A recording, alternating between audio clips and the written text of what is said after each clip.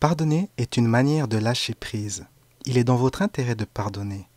En pardonnant, cela ne signifie pas que vous autorisez une autre personne à vous blesser. Il ne s'agit pas non plus d'adopter une attitude supérieure ou condescendante ou une attitude de laisser faire. En pardonnant, vous lâchez prise sur la négativité qu'il y a en vous, car en conservant cette négativité, vous vous limitez notamment dans vos relations. Quand on ne pardonne pas, il nous faut garder en nous cette peur. On m'a fait du mal une fois, donc je garde la peur en moi pour être sûr que cela ne se reproduise plus. Le problème avec ce raisonnement, c'est qu'en conservant cette peur, vous mettez un stress sur votre corps, un stress inutile, propice à toutes sortes de troubles psychosomatiques. Les gens qui refusent de pardonner ont moins d'énergie. C'est comme de traverser la vie avec un gros sac poubelle plein de rancœur qu'on porte sur le dos. L'un des problèmes avec le refus de pardonner est qu'à chaque fois que vous montrez, pensez désigner cette personne qui vous a fait du mal comme coupable de vous avoir fait du mal, vous renforcez votre propre sens de culpabilité. Et au-dessus de cela, il y a de la culpabilité envers vos émotions. Si vous n'arrivez pas à pardonner, pensez un moment à vos émotions sur le sujet et remarquez comme il y a de la culpabilité dans tout cela. Il est possible que vous ayez refoulé cette culpabilité. Dans ce cas, le substitut est la projection, ce qui se manifeste par se plaindre de l'autre, presque tout le temps, ou se plaindre des autres en général. Refuser de pardonner, c'est comme de se mettre la corde autour du cou, car toute cette énergie négative que vous conservez vous empêche de créer des relations authentiques, honnêtes ou sincères.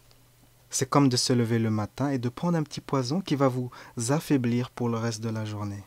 Plus une personne vous attaque, plus cette personne a besoin d'amour.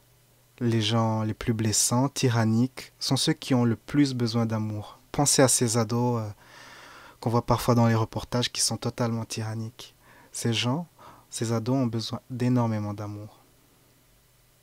Donc pardonnez à ces personnes qui vous ont fait du mal. Et dans la pratique, cela signifie de lâcher prise sur les émotions négatives que vous avez à leurs égards. Donc vous pouvez par exemple faire cet exercice. Dans une main, imaginez la scène qui vous donne de la douleur, la scène sur laquelle vous ne voulez pas pardonner, vous avez des difficultés à pardonner. Essayez de mettre des émotions dans cette scène du mieux que vous le pouvez, sans forcer. Vous pouvez donner une couleur, ajouter du son, rendre tout cela très vivant. Dans votre autre main, pensez ou projetez quelque chose, une scène qui est très drôle, peut-être de votre sketch préféré. Pensez à quelque chose d'énormément drôle qui vous fait beaucoup rire. Ensuite, donc, vous avez dans une main l'émotion négative et dans l'autre l'émotion positive. Et à un moment, joignez les deux mains. Pouf! Et les émotions s'annulent et vous atteignez un état de neutralité. Ce n'est pas une potion, une solution miracle, ce n'est pas une potion magique. Peut-être qu'il faut répéter cela plusieurs fois, même pendant plusieurs jours, même pendant plusieurs semaines.